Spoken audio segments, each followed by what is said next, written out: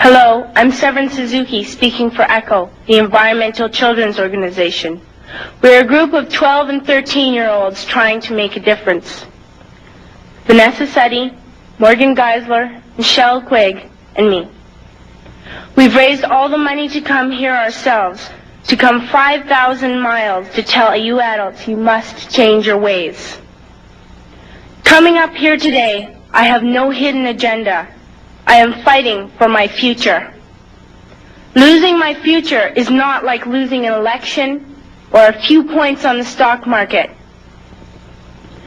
I am here to speak for all generations to come. I am here to speak on behalf of the starving children around the world whose cries go unheard. I am here to speak for the countless animals dying across this planet because they have nowhere left to go. I am afraid to go out in the sun now because of the holes in our ozone. I am afraid to breathe the air because I don't know what chemicals are in it. I used to go fishing in Vancouver, my home, with my dad, until just a few years ago we found the fish full of cancers. And now we hear of animals and plants going extinct every day, vanishing forever. In my life, I have dreamt of seeing the great herds of wild animals, jungles and rainforests full of birds and butterflies. But now I wonder if they will even exist for my children to see. Did you have to worry of these things when you were my age? All this is happening before our eyes, and yet we act as if we have all the time we want and all the solutions. I'm only a child, and I don't have all the solutions. But I want you to realize, neither do you. You don't know how to fix the holes in our ozone layer. You don't know how to bring the salmon back up in a dead stream. You don't know how to bring back an animal now extinct. And you can't bring back the forest that once grew where there is now a desert. If you don't know how to fix it, please stop breaking it.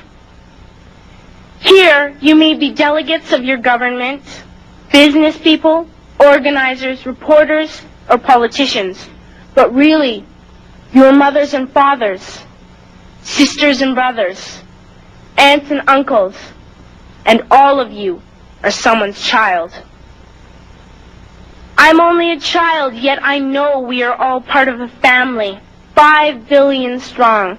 In fact, 30 million species strong. And borders and governments will never change that. I'm only a child, yet I know we are all in this together and should act as one single world towards one single goal. In my anger, I am not blind, and in my fear, I am not afraid of telling the world how I feel.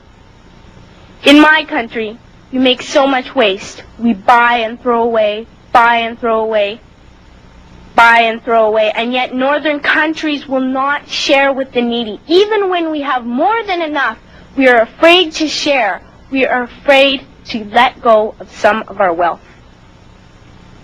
In Canada, we live the privileged life, with plenty of food, water, and shelter. We have watches, bicycles, computers, and television sets. The list could go on for 2 days.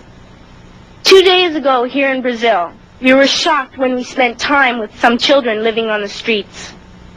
This is what one child told us. I wish I was rich. And if I were, I would give all the street children food, clothes, medicines, shelter, and love and affection. If a child on the streets who has nothing is willing to share, why are we who have everything still so greedy? I can't stop thinking that these are children my own age, that it makes a tremendous difference where you are born. That I could be one of those children living in the favelas of Rio. I could be a child starving in Somalia, or a victim of war in the Middle East, or a beggar in India. I am only a child, yet I know if all the money spent on war was spent on finding environmental answers, ending poverty, and finding treaties, what a wonderful place this earth would be. At school, even in kindergarten, you teach us how to behave in the world. You teach us not to fight with others, to work things out, to respect others, to clean up our mess, not to hurt other creatures, to share, not be greedy. Then why do you go out and do the things you tell us not to do? Do not forget why you are attending these conferences, who you're doing this for. We are your own children. You are deciding what kind of a world we are growing up in. Parents should be able to comfort their children by saying, everything's going to be all right. It's not the end of the world, and we're doing the best we can. But I don't think you can say that to us anymore. Are we even on your list of priorities? My dad always says, you are what you do, not what you say. Well, what you do makes me cry at night. You grown-ups say you love us, but I challenge you, please, make your actions reflect your words. Thank you.